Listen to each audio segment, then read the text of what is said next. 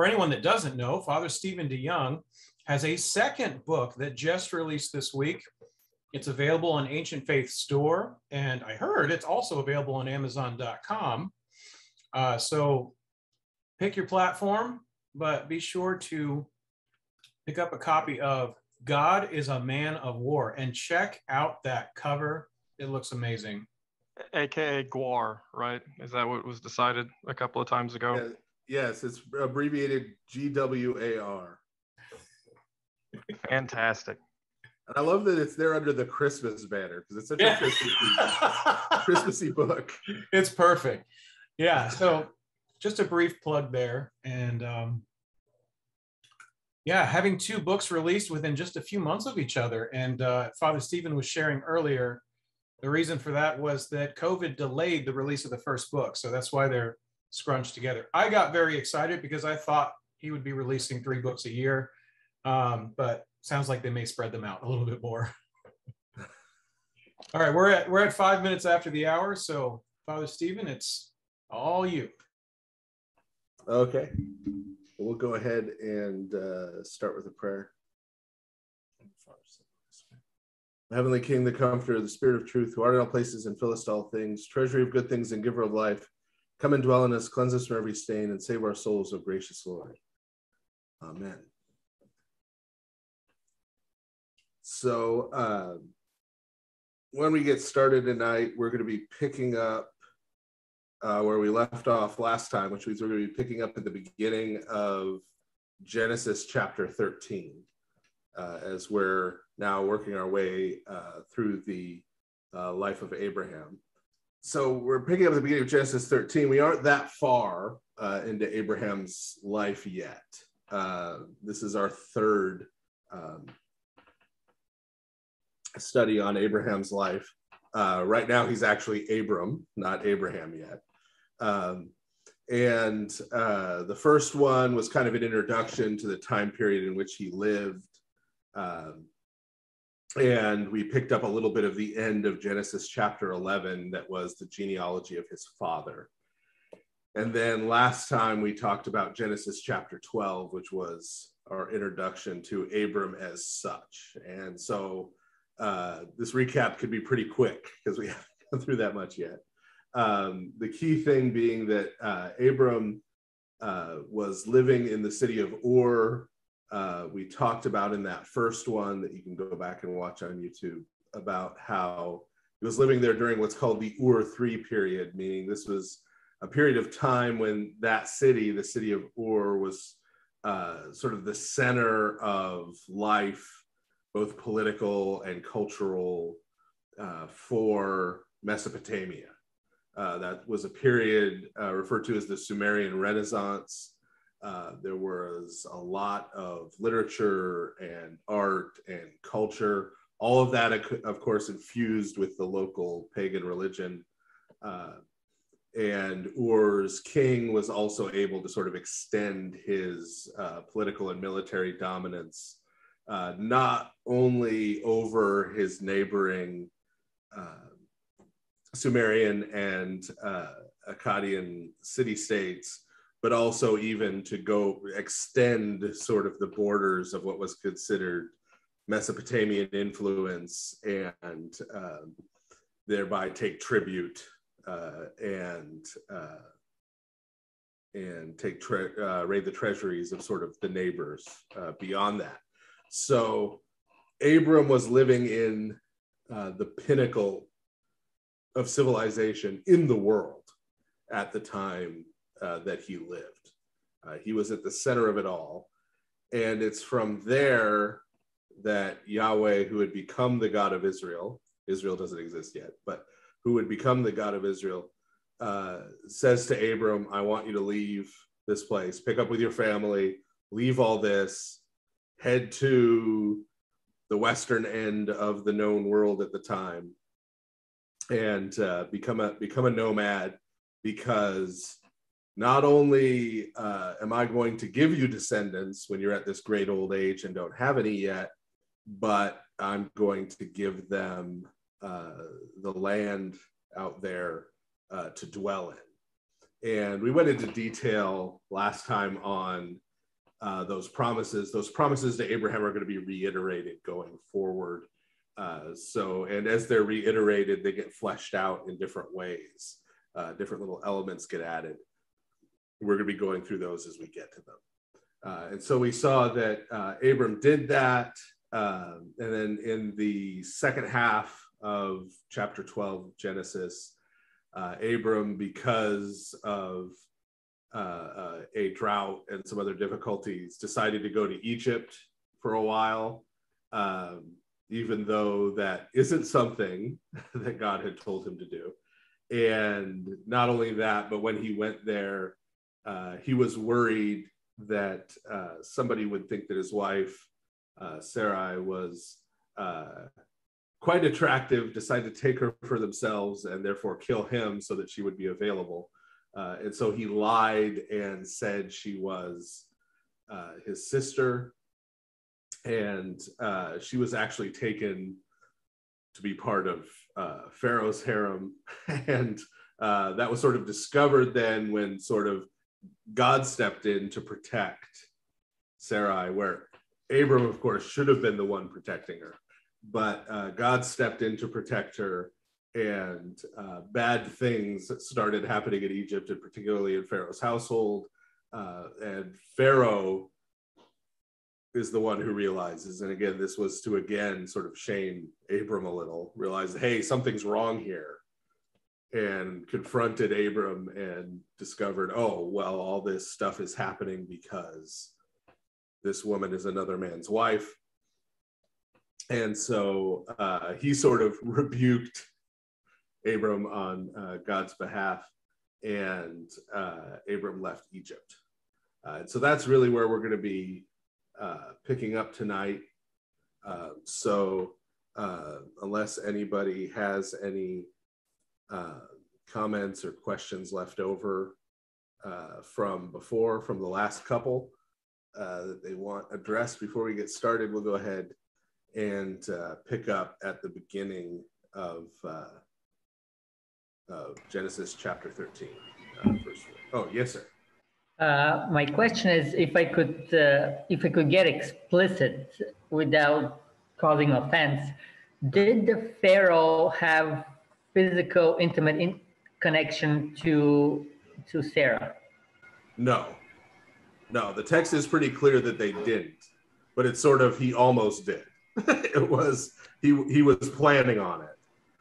Okay. And so God then sent the issues he sent to stop that from happening, to protect her. Okay. Right? And again, that's this sort of, Abram should have been the one standing up for and defending and protecting his wife, right? God shouldn't have had to step in and do it for him, but Abram wasn't. Abram was more concerned about himself and trying to protect himself and not trusting God.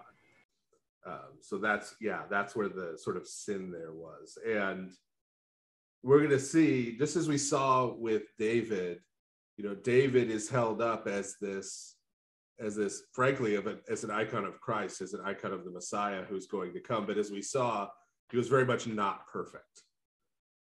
And so this episode that we got, Genesis 12, shows us the call of Abraham and these important promises that are made to Abram at this point, to Abram. But it also shows us he's not perfect either, right? He's not the ideal person.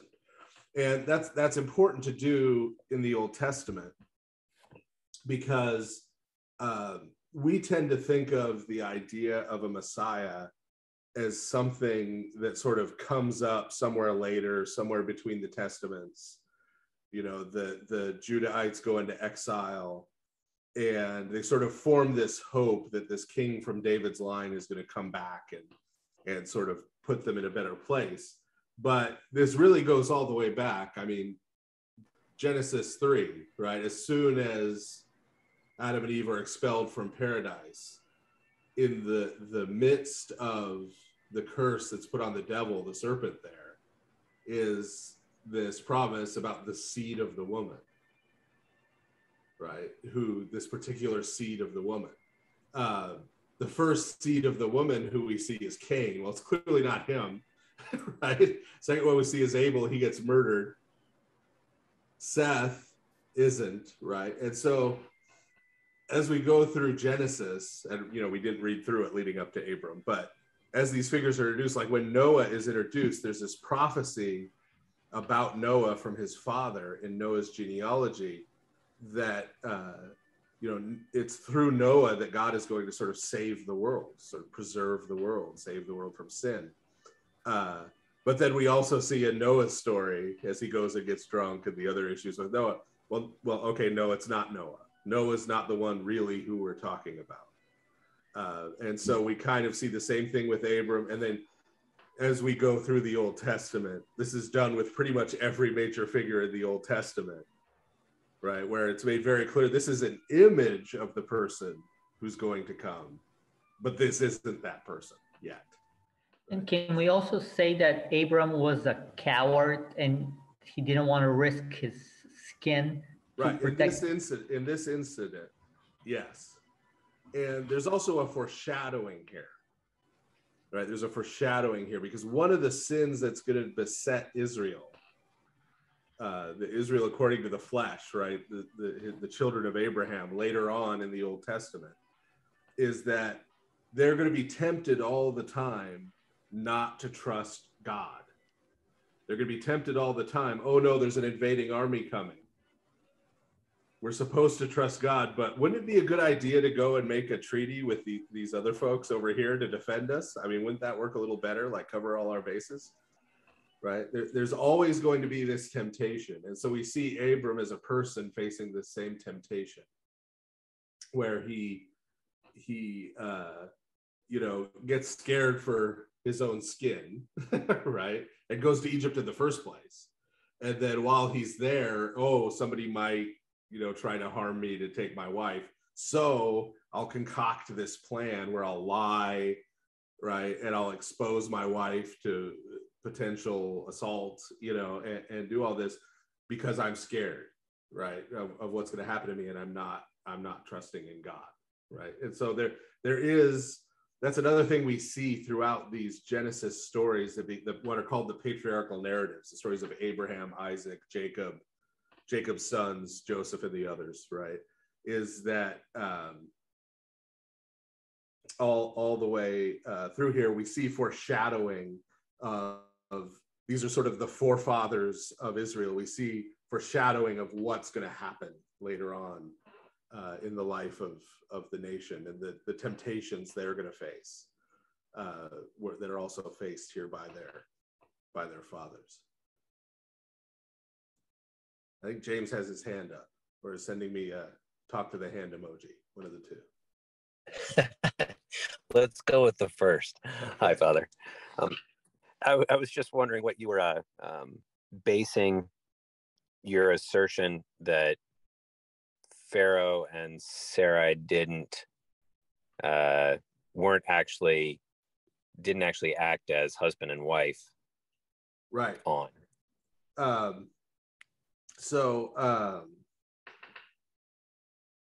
In the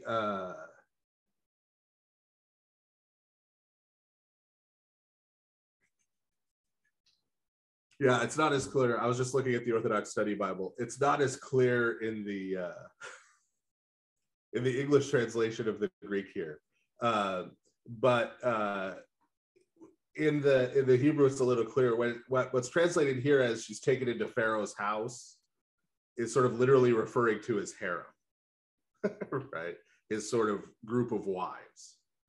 So she's taken into that, and then the way it's phrased when he talks to Abram is it's phrased in a way, it's not just, I think here it's translated, what have you done to me? But in the Hebrew, it's a little clear that sort of what might have happened. He's sort of angry because he was placed in danger, right? Not about sort of the individual plagues. Like, these plagues fell on me because I was with your wife. It's about what? what was about to happen, you know, sort of be placed in this dangerous position. So I think Pedro was giving me the hand first. Yeah, I'll turn my video on to ask the question. I've got like the combination of witness protection program and like guy in truck rants at phone going on here. So forgive me. So maybe the answer to this is just to go check out the recording from the last session, which I regrettably missed. But can you comment a little bit on how we can defend the historicity of Abraham, when that topic comes up among, let's say, highly skeptical neo-pagan family members, to use an oddly specific hypothetical? Yeah, well, I mean, the problem there is that the person in question is asking a question which cannot be supported by historical methodology. You can't prove any person in the ancient world existed. I mean, how could you possibly? Right? Like, you can't prove Alexander the Great existed. You can't prove, I mean, Shakespeare didn't live that long ago, and look at all the conspiracy theories about who wrote all the plays, right? Now, multiply that to somebody living in the 21st century BC, right? Like, how would you possibly prove he's a real person? I mean, that's not how history works, right? Because if you approached history that way, you couldn't know anything about ancient history. You literally could not speak about ancient history beyond like anthropology. You could talk about anthropology. You could say like, well, here's what this culture was like, but you couldn't talk about history because you couldn't talk about particular people and events, right? If you took every written record of people and events and subjected them to that same skepticism of just like, well, what proof do we have that this battle these people are talking about actually happened? So we just couldn't know anything about ancient history. So that's not really how people approach history, right? That's you don't sort of assume everyone's a liar in the ancient world. You don't assume every figure is imaginary until proven otherwise, right? Now you go and look, right? So you look at the accounts of Abram's life as we're reading them, and you say, well, is there verisimilitude there, right? Is it saying things that are that don't work, right? Like, is he talking about places that don't exist? Is he or that didn't exist? Is it saying he had technology that he couldn't possibly have had? Is it right? Those kind of things, right? And those aren't there. You find people in the 19th century arguing various things of that, but archaeology has since proved that they were wrong, and this all works, right? Yeah, I think a lot of I mean, I could be wrong here, but a lot of the skepticism around this tends to fall back on those earlier claims that have been disproven by archaeology. So yeah. About like domesticated animals, that's really helpful. Stuff like that. Yeah, exactly, stuff like.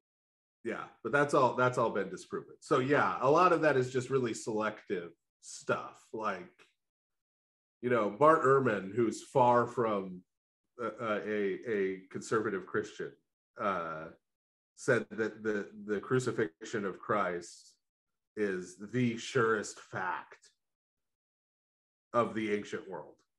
It's the best attested to fact of the ancient world, right? But that doesn't stop people from going around claiming Jesus never existed, right? And right, you can't have a rational discussion with that approach. Thank you, Father. Okay, I think Seth was next. Yes, sir. And I'm not trying to jump ahead.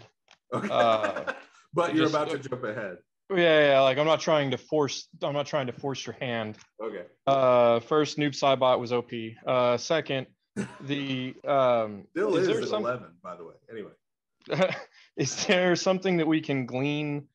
Maybe I've been playing too much Morrowind, so thinking of like antecedents, or is there something that we can glean in the juxtaposition of Abram in Egypt, the episode with the Pharaoh, and then Abraham and Abimelech a few chapters on? Is there a compare and contrast that we can glean something from, or is it just, is it more of like a Benny Hill, oh, look at this, he ran into the same situation twice? The answer is yes, there is something we can glean, but I'm going to punt until we get there. Fair enough. Thank you. Okay. And Derek. Yeah, so I'm just wondering, is this a good kind of foundation for Abraham to understand like the significance of sexual sin? Because the plagues and everything that happened to the Pharaoh, would that be like a very clear sign for Abraham to, because he seems to not really care, like here, let's just say we're brother and sister so I can live. He doesn't seem to hold that significance to the fact that they could, you see what I'm saying? Is this like something that really helped Abraham understand the significance of faithfulness and, kind of staying true to your commitment? It's something that should have. Unfortunately, we're going to see as we go forward that he doesn't get it right away. So there's going to be, right. It's going to take him a while, but I mean, that's reassuring to me because I have to get hit in the head 2 or 3 times by God before I get what he's trying to tell me too. So the fact that someone like Abram had the same issue, is kind of true. But there's God knows what we're like because he made us, right? So he knows that, of course, God is eminently worthy of our trust and our faithfulness and our honor and our loyalty, but he knows that we're kind of weak and scared a lot of the time, and that it takes us a while to learn to put our trust in him. And that's true of Abram, that's true of me, right? That's true of Israel out in the desert after the Exodus. That's true of, right? This is sort of a recurring thing, right? And so this is a lesson in that, right? Where Abram not only sees his own failure, but he sees that God stepped in to protect Sarai, his wife. And well, if God stepped in to protect her, why would he not step in to protect Abram? If Abram told the truth, right, and did what was right and did what was honorable, right, then obviously God would be there protecting him too. Right? But like with most of us, it's going to take him a little bit to really sort of figure that out and take that on board. So let's go ahead now and get started in Genesis 13, verse 1. Now Abram went up from Egypt to the south, he and his wife and all he had, and Lot with him. Abram was very rich in cattle, silver, and gold. So he went on his journey from the south as far as Bethel, to the place where his tent was at the beginning, between Bethel and Ai. So one of the things that's might be confusing here is that the Orthodox Study Bible, that's what I'm reading from, here has, he went up from Egypt to the south, right? Well, that sounds weird, right? Because first of all, up from the south, and if he's going south from Egypt, does that say he went to Ethiopia, right? But then when we see the place where he goes to make camp, it's back in Canaan, it's back in Palestine where he started out. So what's going on there? And the reason for that is that the word in Hebrew for south, for the cardinal direction south, is Negev. You may also know that the Negev is the name for a desert that is to the south of Palestine, Canaan, Israel, right? That area, right?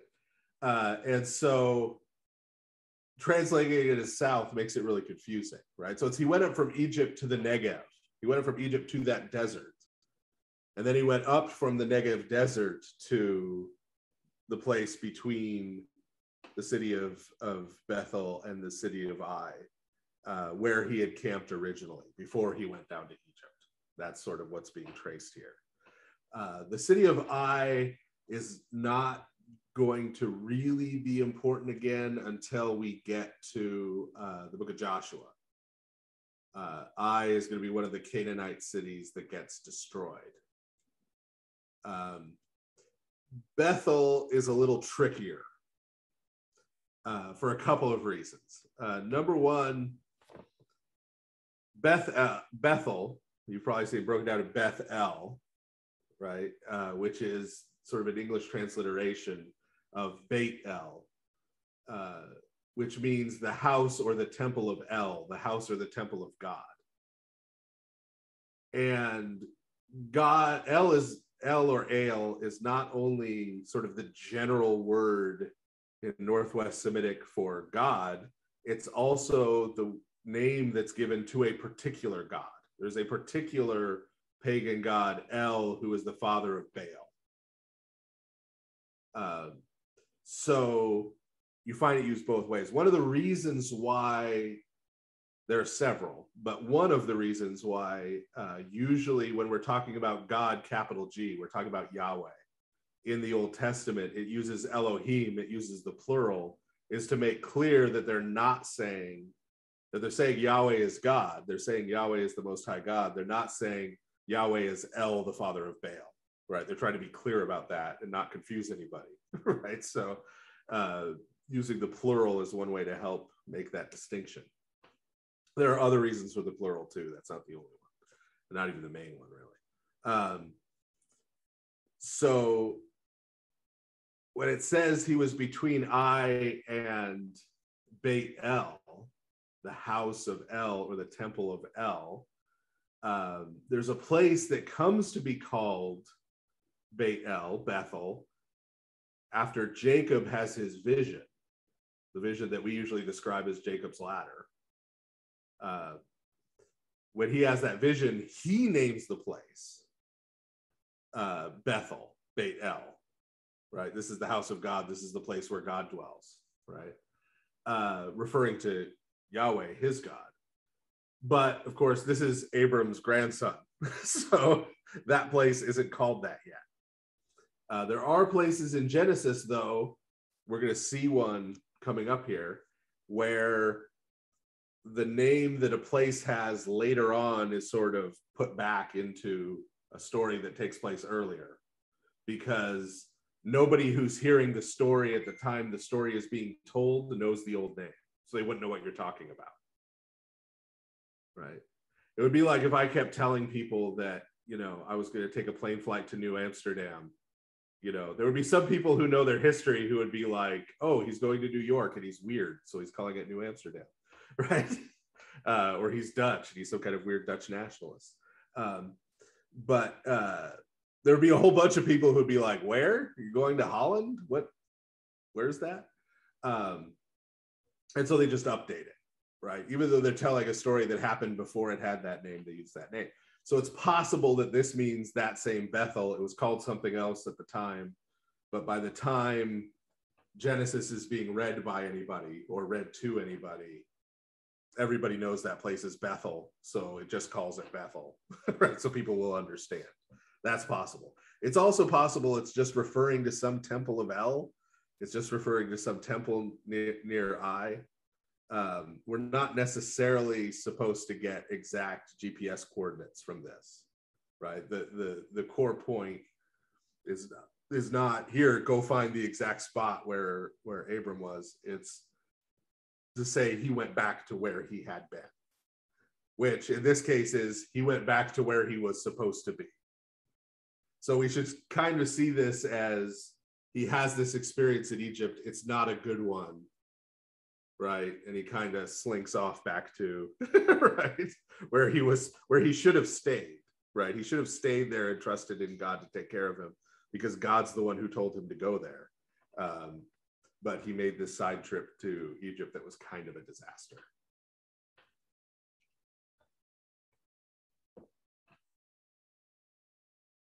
Verse 4, to the place of the altar he made there at the beginning, there Abram called on the name of the Lord. So we had read about when he had first arrived there, he had built this altar and offered sacrifices there. And here we see it again, right? And this phrase, to call on the name of, in the Hebrew, it has the actual, it says to call on the name of Yahweh, right? How deep do I want to go?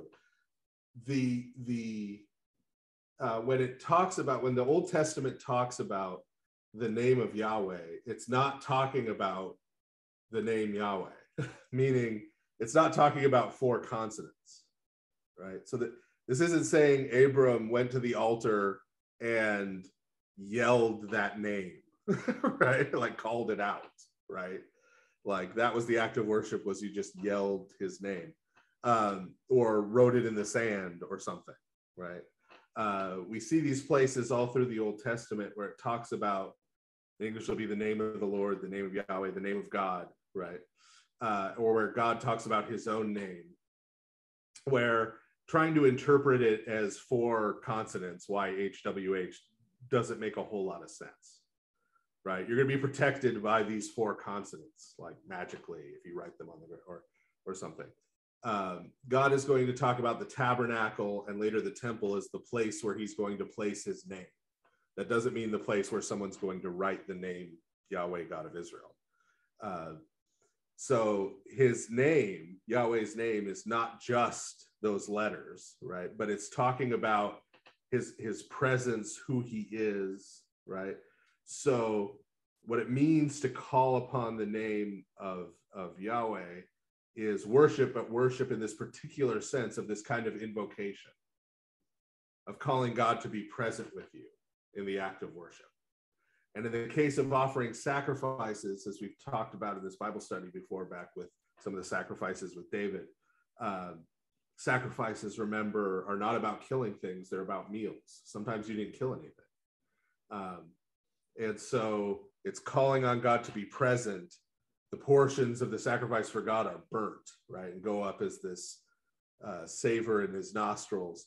And so you're sharing this communion or fellowship with God, right? And Abram is the one who does this. At this time in history, we don't have this sort of separate priesthood, right, that's set off from other people.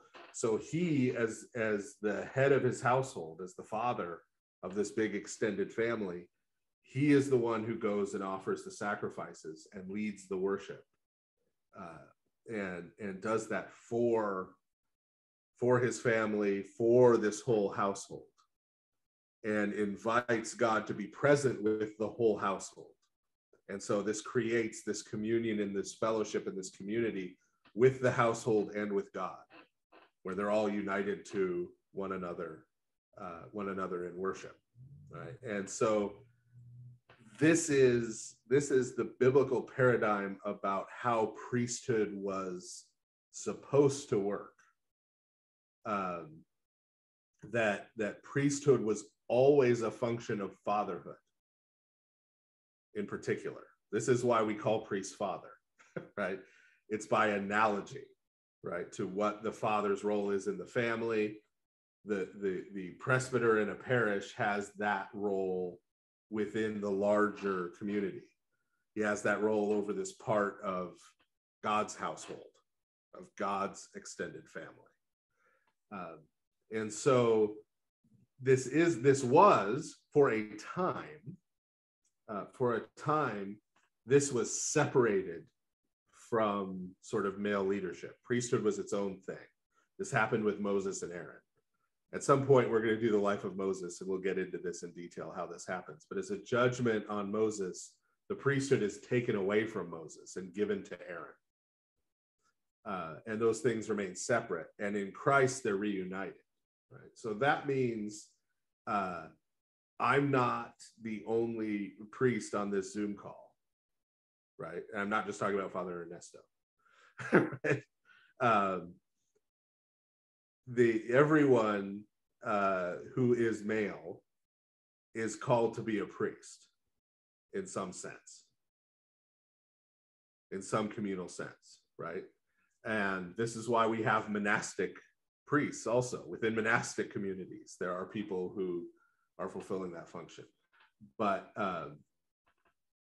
part of the not just part, the whole character of leadership as it's to be exercised by men in the church community, in the home, in the family, in the broader community, in the workplace, everywhere. Part of that is priesthood, right? Part of that is priesthood. And that means that the aim of that leadership is not being in charge, it's not being successful, it's not accumulating money and having successful fundraisers and fund drives, it's not, et cetera, et cetera, et cetera, successful programs or whatever. What it's about is reconciling people to each other and reconciling all of those people to God. And we do that through leadership and through prayer, through admonishing and encouraging one another, through correcting and advising and praising and building up one another.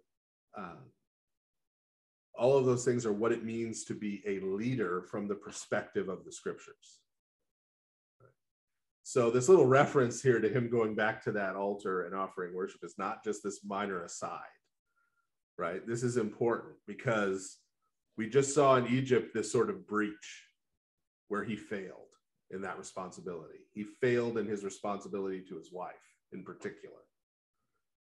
And so when he goes back and offers these sacrifices are serving this function of working to restore what he broke with his wife and restore what he broke between him and his God.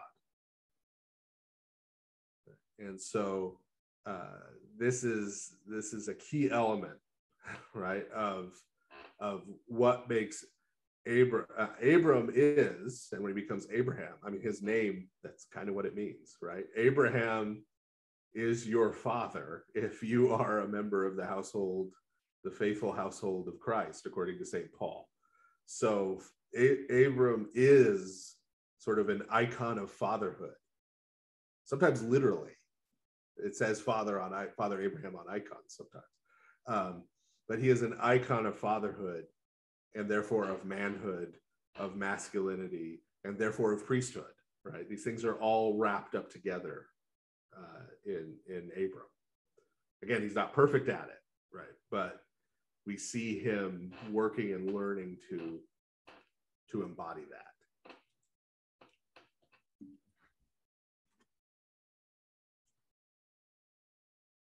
Verse 5, Lot also, who went with Abram, had flocks and herds and tents.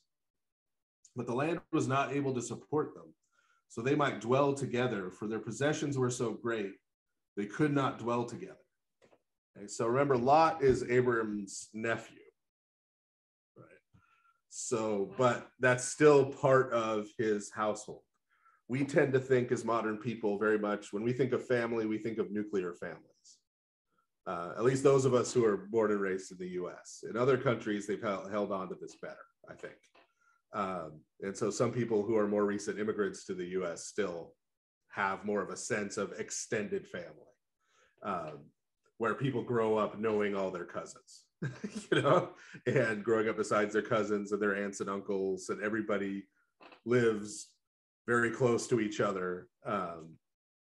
And everybody knows each other, and there's sort of a grandfather figure or even great grandfather figure who is sort of the head of the whole big household. And so Lot is fully an adult, right? He's an adult man, but as Abram's nephew, he's still part of Abram's house and household, because that's the social structure at this time. In fact, a place where this comes up in the New Testament, this is sort of a fun fact thing, but so it was common then, you know, when they were living nomadically, as Abram is right now, they would have these sort of large tents, right? They're effectively living in large tents.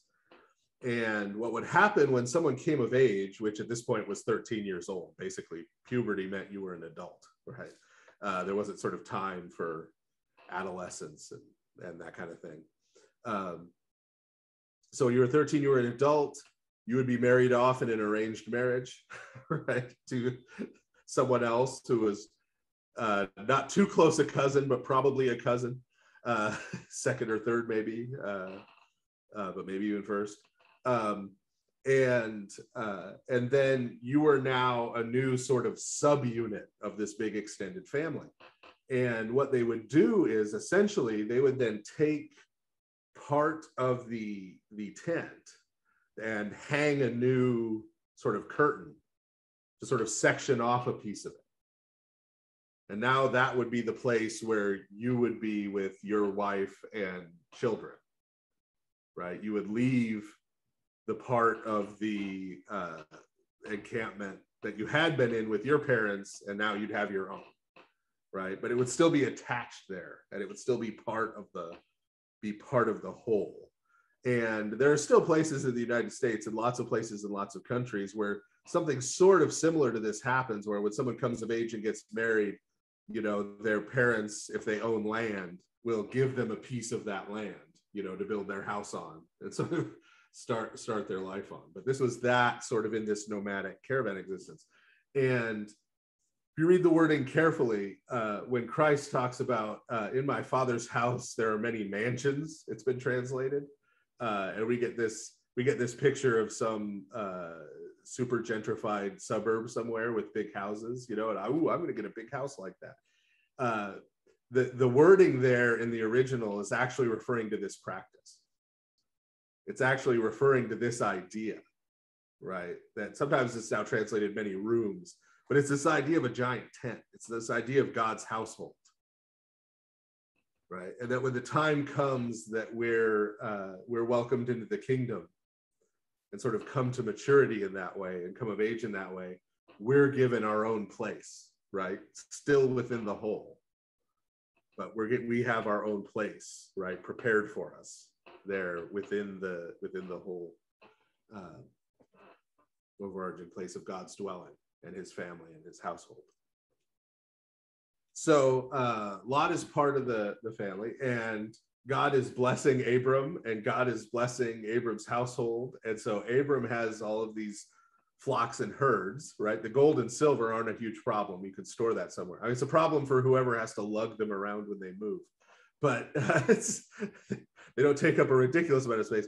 But herds, you have to graze, you have to move them around, right? You can't just have them all graze in one area for a long period of time, because you'll end up killing all the plant life and making it worthless. So you have to rotate them around. It requires this large amount of space. Well, if you're blessed and your herds are sort of multiplying and being fruitful and being fertile, and if lots are too, you get to this point where, you know, you can't have them all in the area around this one big camp. There's now an issue, right? Either we're all going to have to pick up and move, or somebody's going to have to pick up and move. There's a potential problem. And we see then in verse 7, so strife arose between the herdsmen of Abram's livestock and those of Lot. Now the Canaanites and the Perizzites dwelt in the land at that time. So Abram's household is not just out there in open country, right? This isn't just this endless vacant land either. They got neighbors. There's cities out there. There are farms of these Canaanites, and so they can't just go wherever they want and graze their herds wherever they want, right? They have to try and live at peace, some kind of peace with their neighbors, right? And because they're now sort of have this limited area, some of Lot's herdsmen want to go out and graze their herds in an area. So do some of Abram's herdsmen. Fights are breaking out. There's strife, right? So Abram now is going to have to resolve this, right? We're just talking about this is one of the roles, right? We gotta reconcile this. We got to bring the household back into harmony. We got to get this back together. This is the first tendentious parish council meeting in the scriptures, right? Right here in Genesis 13.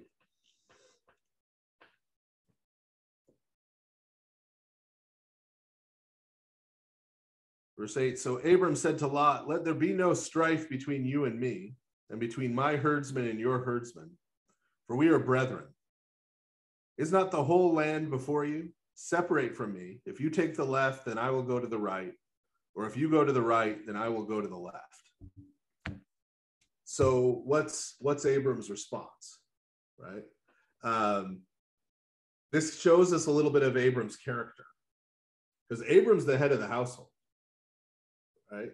He could have told Lot, you know what? I'm taking your herds, right?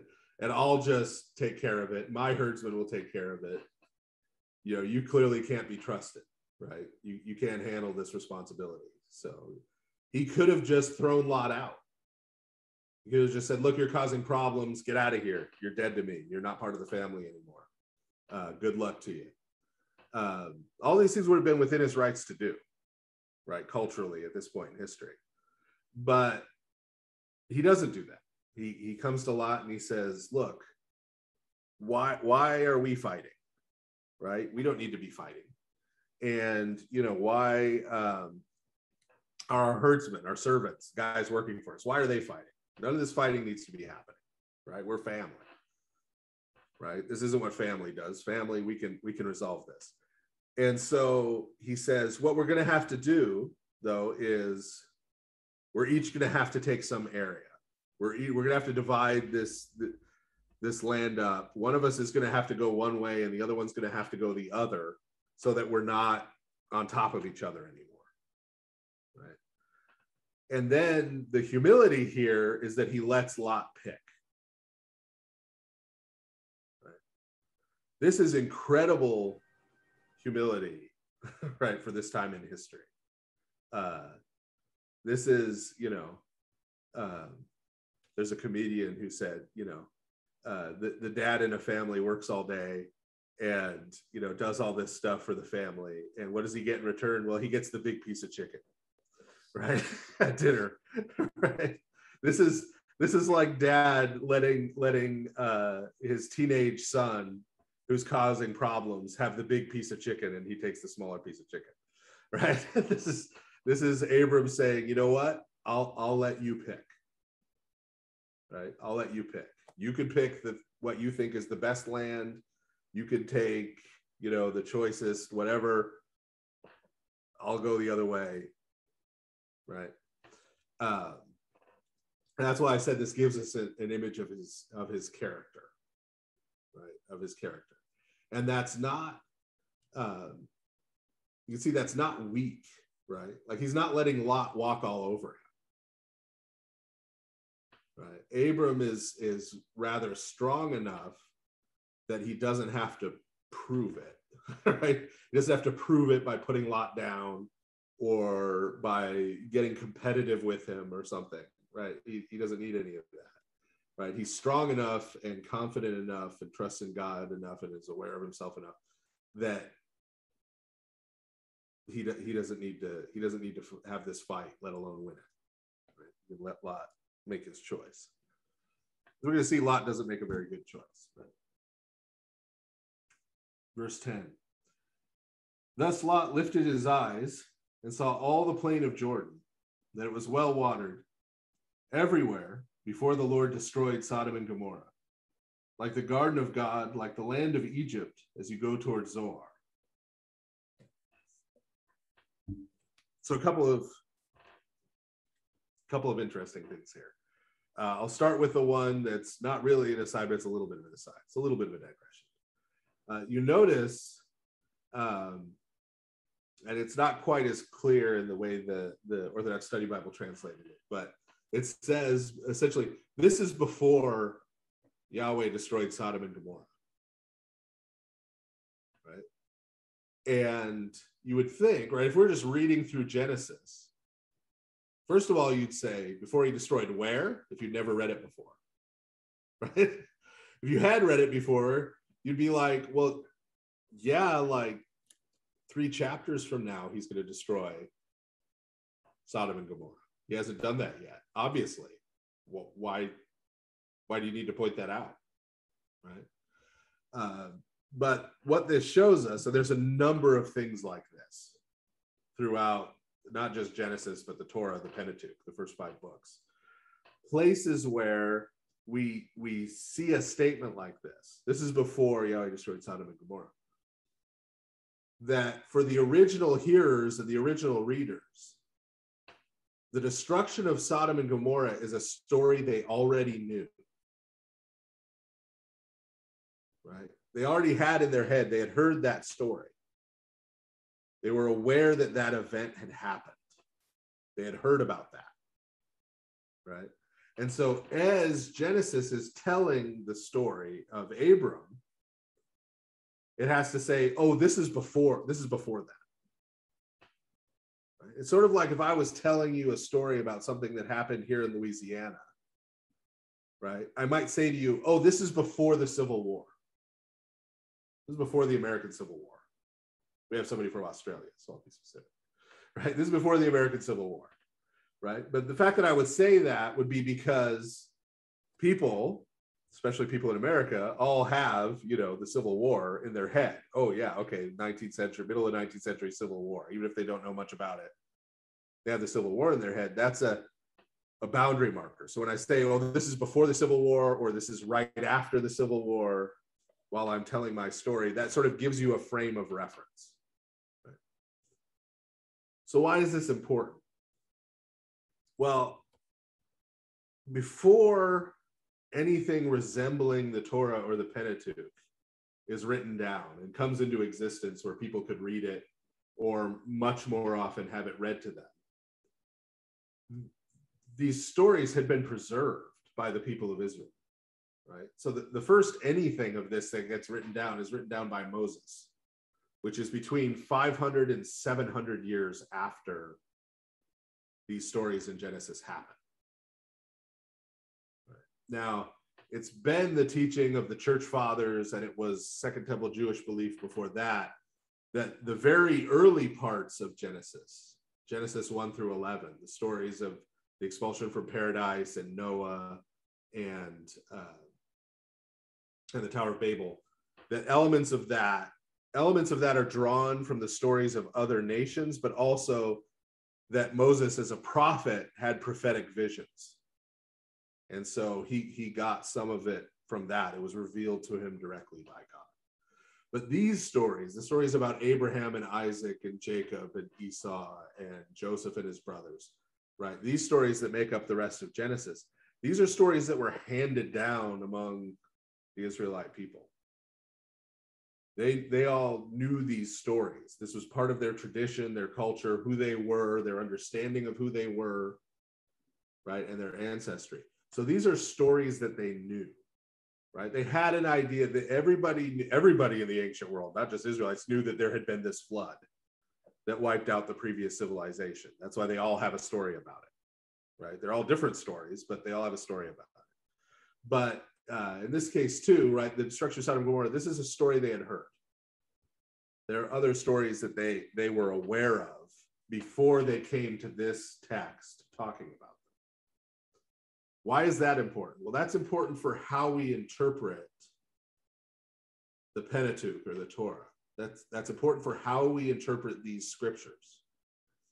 Because a lot of people today, influenced by modernism, they don't think they're influenced by modernism. They think they're being anti-modernist when they do this, but they're really being very modern.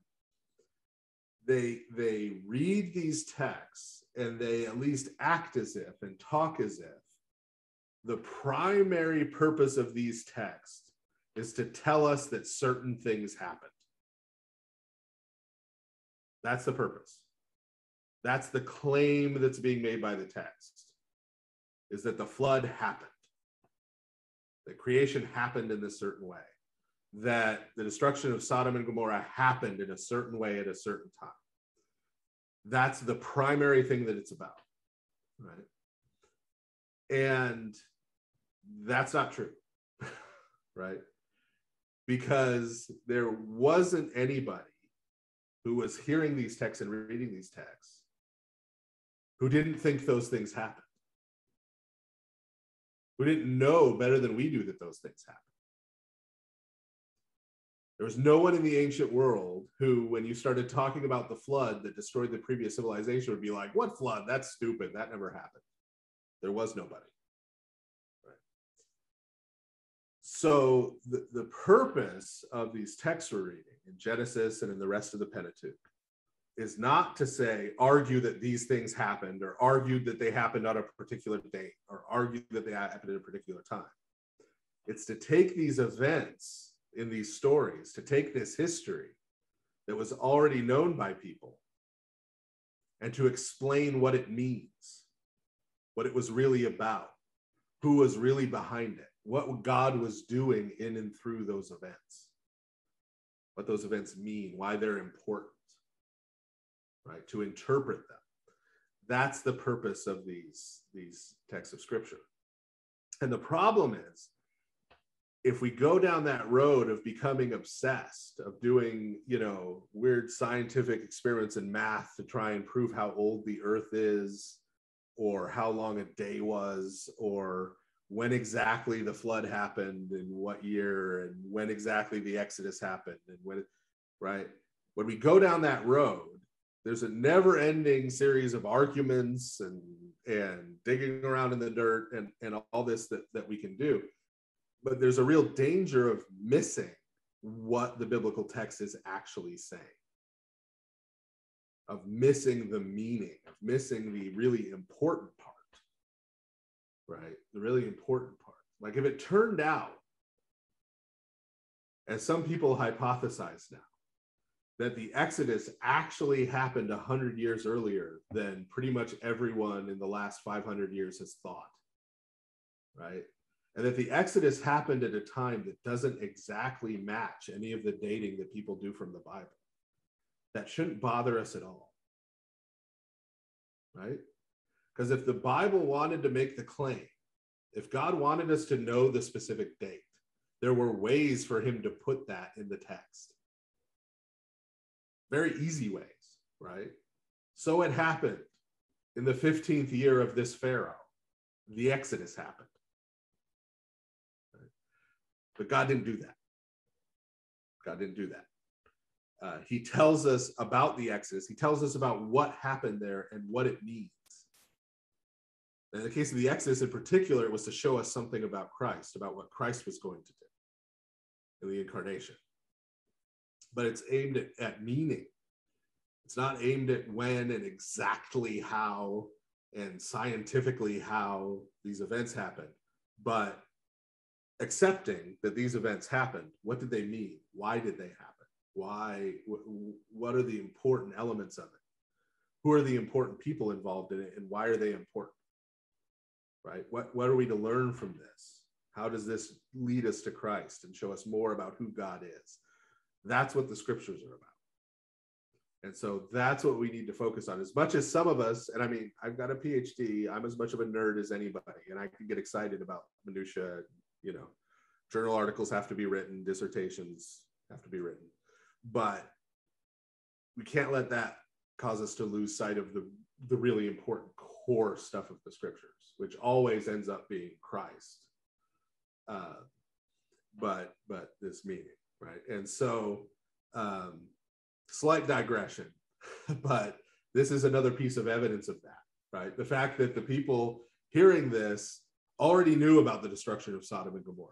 The destruction of Sodom and Gomorrah, the fact that there had been these two cities, these cities of the plain and a few other besides in that area, and they had all been destroyed, is something everybody knew, right? But we're going to find out in a few chapters how that happened, why that happened, who it was who destroyed them, right? And why, and what we need to learn from that. That's what the Scriptures are going to tell us about. Okay. So now back to Abram and Lot. So Lot is up on this hill with Abram. He's looking out over the land, right? He's just been told, you get your pick. This is going to show us something of the character of Lot too, right? We saw something of the character of Abram. We're also seeing some foreshadowing of what's going to happen with Lot as we go forward here in the story. And Lot looks down into the Jordan Valley. He looks down over to where Sodom and Gomorrah are, down to those plains. He says, oh, look, the Jordan River's coming down and watering them, right? And he thinks to himself, this is like paradise. This is like the Garden of Eden that was watered by 4 rivers. right? This is like Egypt on the Nile, right? The Nile comes down and waters it. The Jordan is watering this. This is this lush, right, beautiful land, right? That's what he's thinking. So we saw Abram humbly say, hey, you can pick, I'll take what you leave.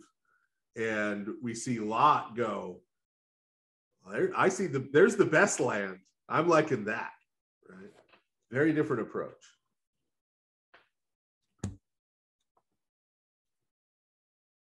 Verse 11, then Lot chose all the plain of Jordan for himself and journeyed east. So they separated from each other. Abram dwelt in the land of Canaan, but Lot dwelt in the cities of the plain and pitched his tent even as far as Sodom. Now the men of Sodom were exceedingly wicked and sinful before God. So note again, right? Everybody's heard that there were these cities, Sodom and Gomorrah, and they were destroyed. What's the new information here? These people were wicked in the sight of Yahweh. Yahweh was aware of them and how they lived and their wickedness and their evil. But now notice there's already been a little bit of a shift here. And we're going to see this trajectory play out with Lot. So when Lot first looked at that land, he was looking at the Jordan Valley. He was looking at the plain around the river and how lush it was and how watered it was, saying, well, this is good land. Like, this would be good land for me to go and dwell in my tents. And I'd have, I could bring my livestock. They would have plenty to eat in this lush, fertile ground watered by this river. But then when he actually goes there, we see he pitches his tent over near the city of Sodom, right? Remember, God had told Abram and his family to move there because the land was going to be given to him, right? Meaning the corollary of that is that God was going to take the land away from the people who were there now. Meaning the last thing God was calling Abram or any of his family to do was to leave the city of Ur and go move into a Canaanite city, right? And Lot hasn't moved in yet. He's just kind of nearby. He's kind of nearby right now. But he went from, I'll go to that fertile land, to, I'll go over near the city. Sometimes we want to go into the city and get stuff, and, the nightlife, stuff going on there.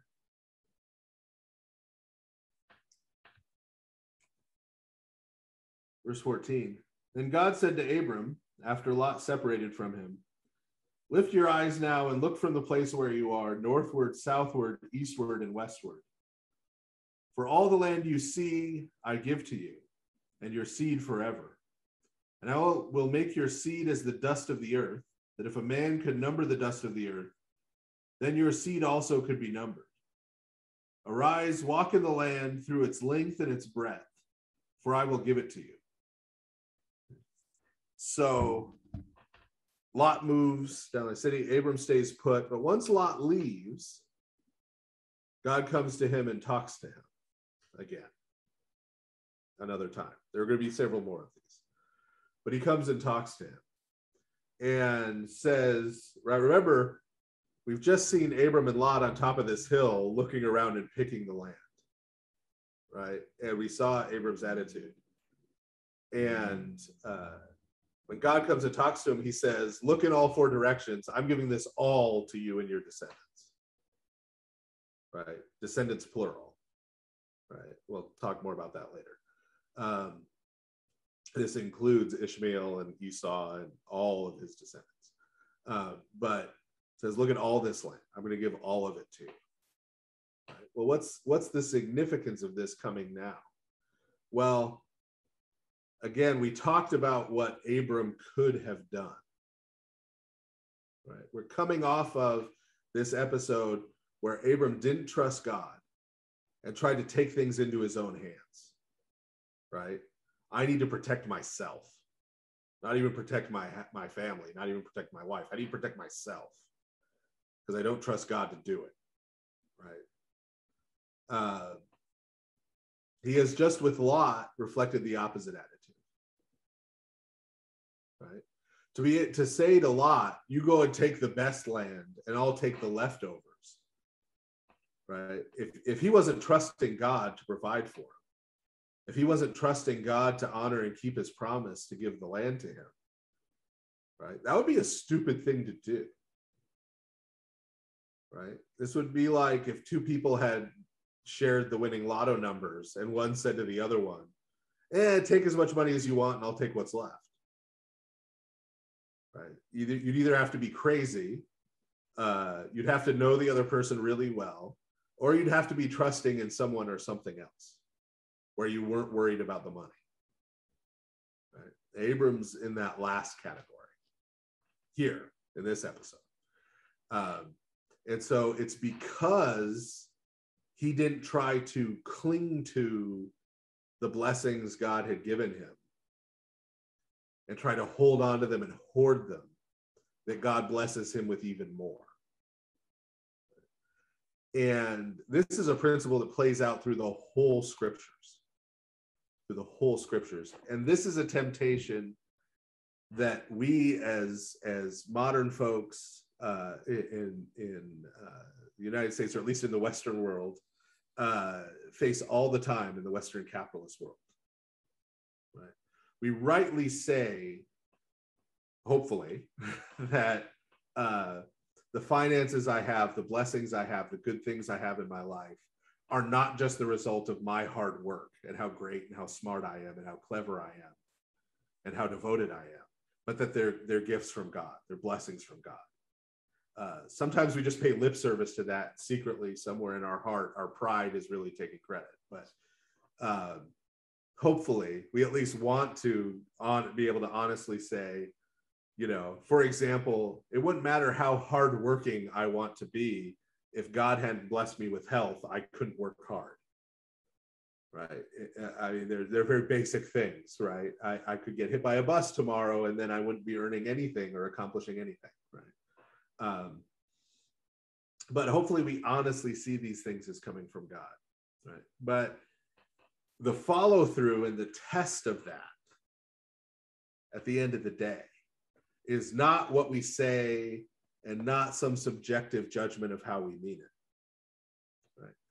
The real judge of whether we understand that everything we have we got from God is whether we're able to be like Abram here and hold on to it only very loosely, right?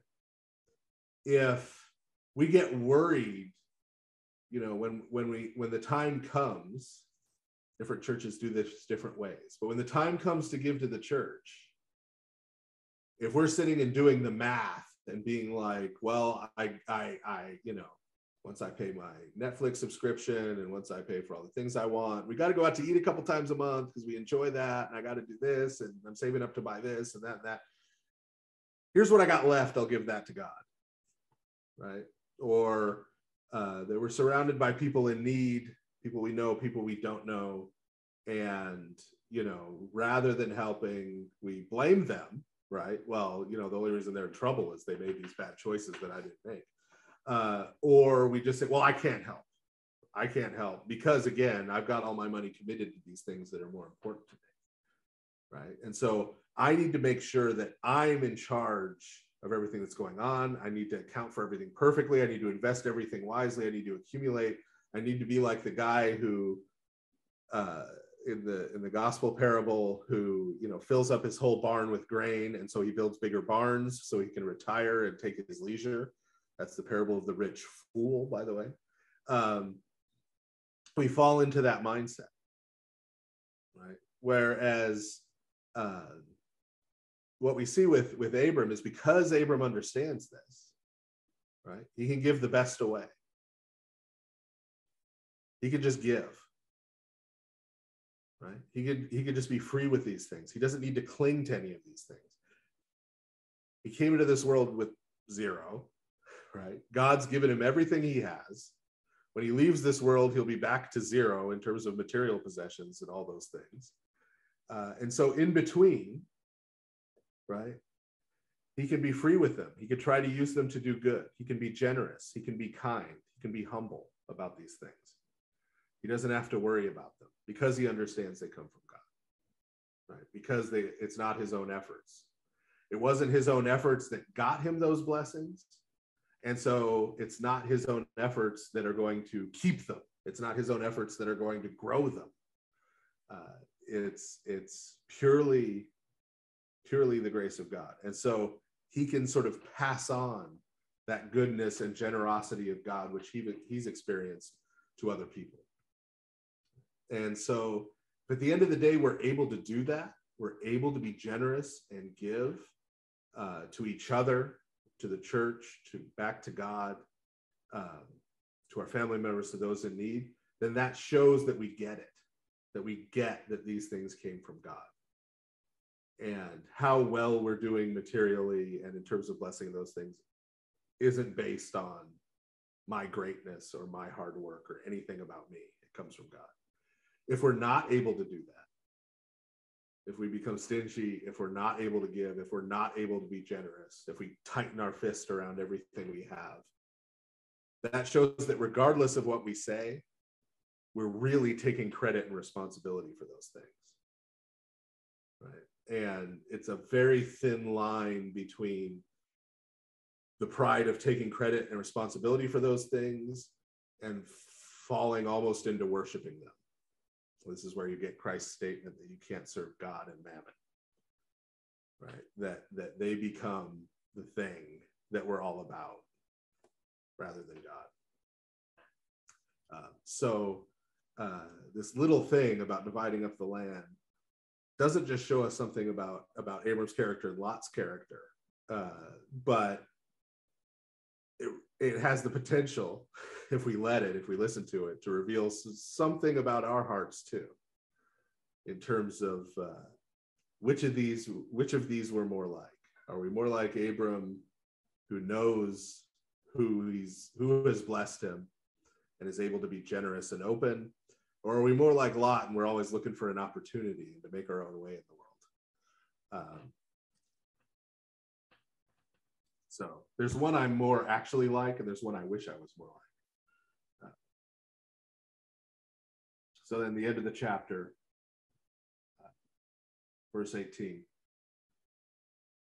Then Abram moved his tent and went and dwelt by the oak of Mamrie in Hebron and built an altar there to the Lord.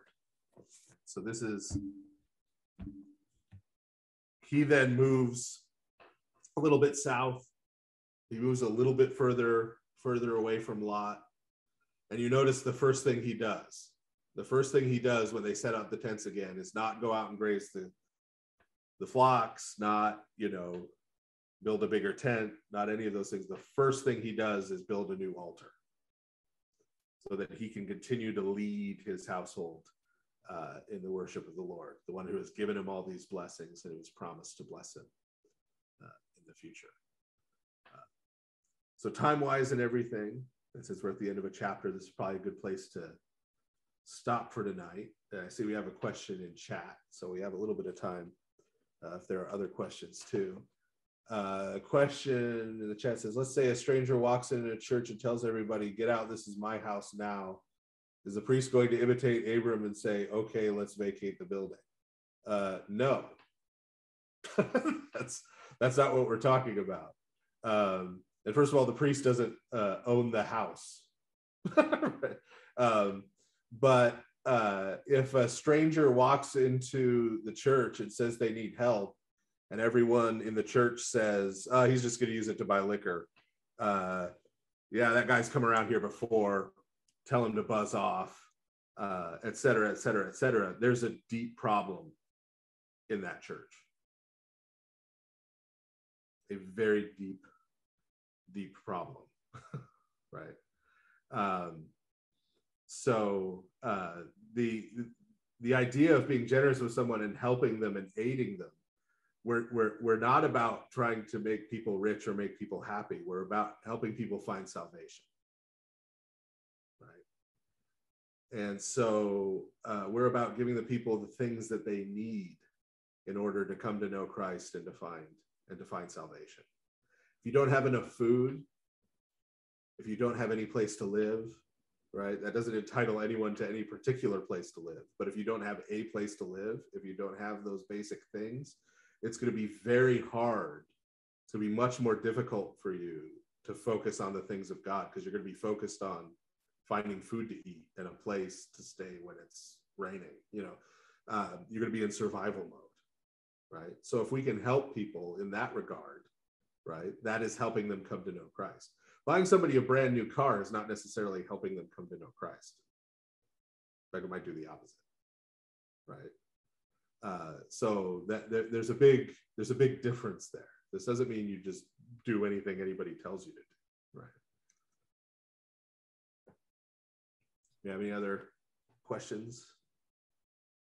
If anyone does have any other questions, feel free to use the chat or just come off of mute. Or give me the hand. Do you find it to be an issue if people believe in a local flood compared to global? Short answer is not really. The point of the flood story is that all of the inhabited world was destroyed by it, right? The point is not to tell us what shape the earth is or how big it is, or, if there was not a single human in Australia at the time, it doesn't matter if Australia was flooded or not, right? Because the whole point is, it's a story about humanity and the corruption and wickedness and sin that humanity brought into the world, and the way human wickedness and sin was corrupting and destroying even the material creation. And so humanity has to be done away with, other than Noah, to sort of save the world from humans, right? That's what the story of the flood is about. So, yeah, I mean, to me, even having that argument to me can be an example of getting into distractions from what the text is really focusing on and trying to tell us about humanity, right? Because I mean, what's like the life application of it being a local flood, right? I have demonstrated that it was a local flood and not a global flood. Therefore, here's how you should live your life differently. Therefore, that tells us X, Y, Z about Christ or about who God is. There isn't any. It's like what year the Exodus happened, right? That's why I say there are certain conversations like that. I've said before, like that, and exactly how old the earth is and stuff. Like my eyes roll back in my head and I pass out because it's just not interesting to me. Because I if the earth is 6,400 years old or 7,500 years old or 10,000 years old or 250,000 years old or a million years old, whatever, that doesn't change how I need to live my life tomorrow to come to know Christ more deeply. So some things are fun to sit around and argue about and write papers about and journal articles and dissertations, but there's no cash value at the end of the day for sort of normal people. I'm a nerd, I get it, but normal people, it isn't important. Seth, I think, has given me the hand. Yes, in peace. So I got a couple of questions I was writing down. You take them or leave them. First, Abraham's altars. So do we have any idea of what they might have, like, were they elaborate, what they might have looked like? Were they distinct from sort of the surrounding shrines, or how would they have been distinct? Is it unique that he would sort of raise these in places that he stayed? Is there like a uniqueness that he would travel around and build one and then worship where he was at? Does that tell us something?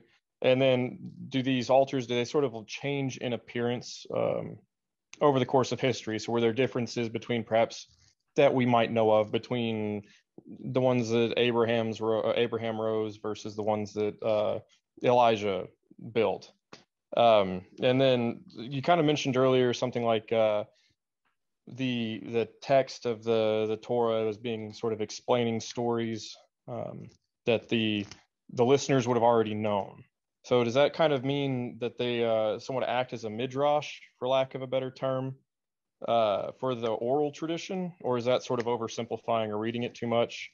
And then finally, as far as current scholarship goes, that's looking back at some of this stuff, what would be a fun journal that I could make Bryce hypothetically get from me from JSTOR?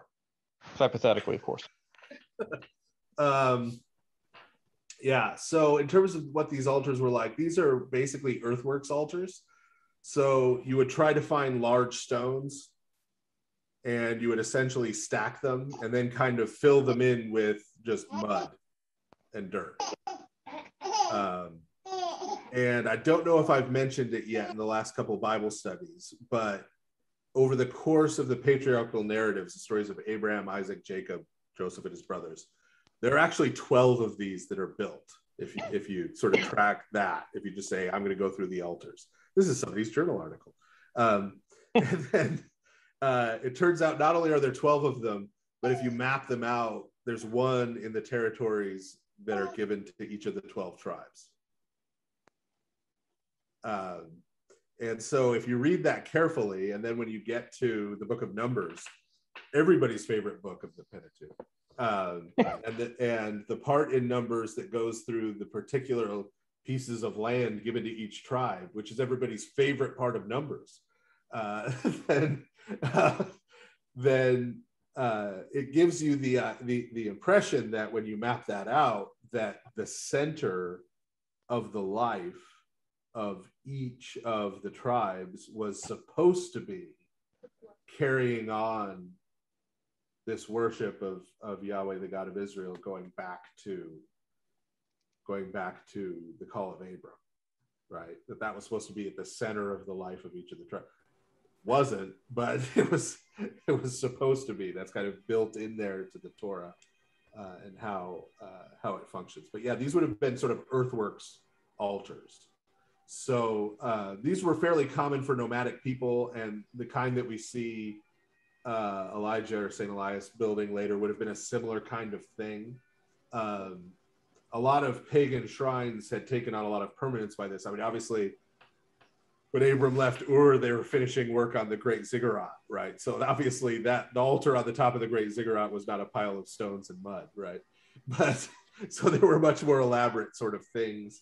And in the tabernacle and temple, there are going to be different altar structures that are made a certain way for certain reasons. But yeah, these would have been fairly simple sort of earthworks altars like that. And those were common with the nomadic people all the way along. When they would make camp, they would do that kind of thing. Was that the only thing aside from pestering Bryce to get you a journal? That and it, kind of what you were talking about before about the text of the Torah, like being written down is to help better explain. Right. Yeah. Does that sort of act as like a midrash for the oral tradition? Is that reading too much into it? I mean, midrash. Yeah, midrash of an oral tradition is kind of a weird. For lack of a better term. I wouldn't say it was a full-on oral tradition. I think it was that. It was an event, so it's sort of like the Civil War. There's a whole bunch of books about the Civil War, right? I'll use the Civil War example again. Lots of them, right?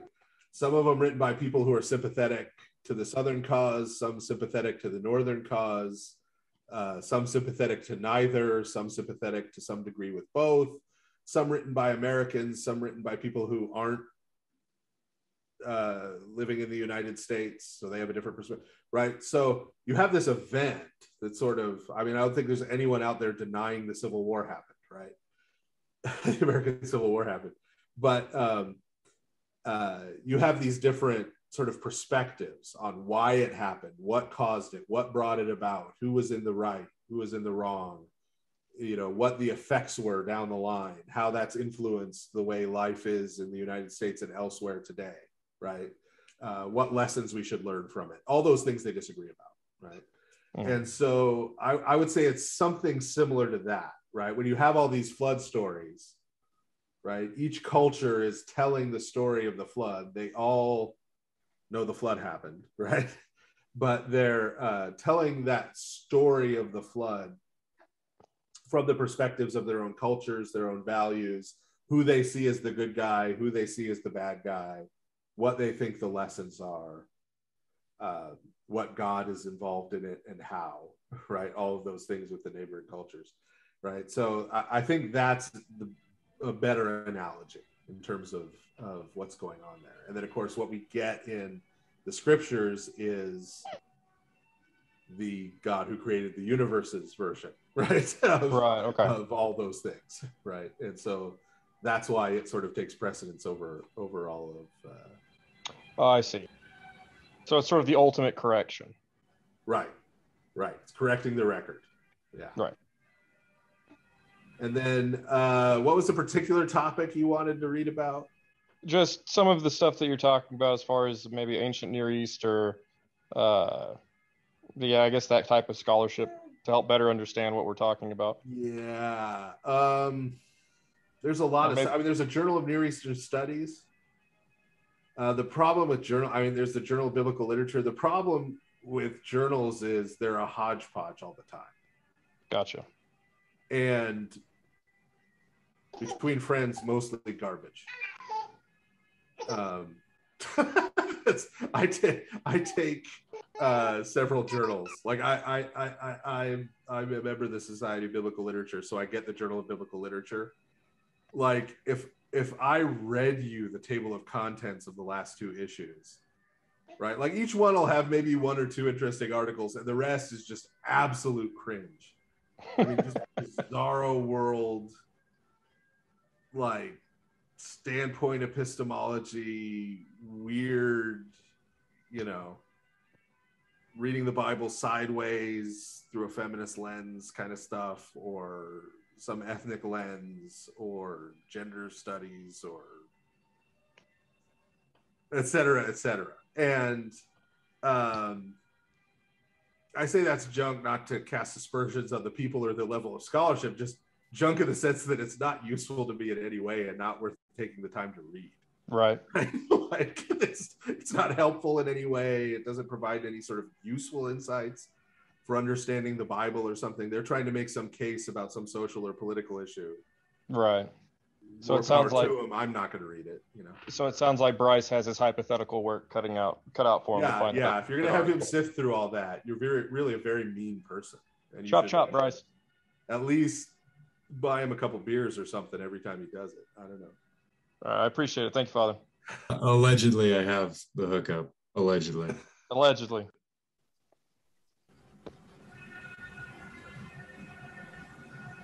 Yes, sir. So when I was in university, I studied physics. I had a Jewish friend who explained the story of Abraham, the beginning of Abraham, the following way. Abraham was just a citizen he was not a Jew, and all of a sudden something like akin to a UFO appeared, like extraordinary thing appeared, and communicated to him and spoke to him and commanded him. Is that accurate? Somewhat. What would you say about that? I would say, I guess he could appear on a History Channel documentary about ancient aliens. Yeah, what we see, and we're going to see this very clearly as we go forward in a couple of months, that God appears many times, like repeatedly, to Abram, and he always appears in the form of a man. We're going to see he just moved and camped next to the oak of Mamrie. We're going to see that God and 2 angels are going to come and sit down and eat with him by that oak. Right. So yeah, there's no UFOs. There's no weird flashing lights. There's no none of that kind of thing. He may have been mixing it up. He may have been pulling together, like Ezekiel saw the wheels with the eyes. Maybe he's mixing up Ezekiel and Abraham. I don't know. That wasn't UFOs either, for the record. But also, there was no Jewish people before Abraham. Well, the word Jewish is a shortening of Judean. Okay. So Judea first comes into existence as a Roman province. They get that name from Judah, which is from the tribe of Judah, who is Abraham's great-grandson. Right? So technically, anybody from the other 11 tribes is not Jewish because they're not Judahites, right? This is way too much to go into here, but I think it's in the book, The Religion of the Apostles. I go into this a little, but a lot of folks fail to notice that when St. Paul is talking about Judeans, which usually gets translated as the Jews, and when he's talking about Israel, he's not talking about the same group of people. When he's talking about what gets translated as the Jews, he's talking about the people of Judea, right, which was a Roman province at the time. And when he's talking about Israel, he's talking about something bigger that includes Judeans, but includes the other tribes, includes this more expansive view of God's people. Okay. Well, Father Stephen, I appreciate your time as always, and we're right at about stopping time or a little after. Thanks for staying on late to answer some extra questions. And as always, we really appreciate your efforts. The award-winning Father Stephen DeYoung. And it is very much sincerely appreciated. So thank you all who are attending these Bible studies and will continue to attend. And hopefully we'll see you back, Father Stephen, next month on the third Thursday. You don't have a conflict in November, right? I think that's before Thanksgiving. It would be November the 18th. Are you clear? Yeah. Okay. Yeah. As long as it's on Thanksgiving Day. Okay. Even then I could probably do it, but I'll be in a turkey coma. So. Yeah, I will for sure. All right. Well, have a good night, everybody. Hi to Charlene and Alex, who I see are on, who I haven't gotten to say hi to in a long time. But anyway. All right. Good night, everybody. Thanks for joining. Night, y'all. Good evening.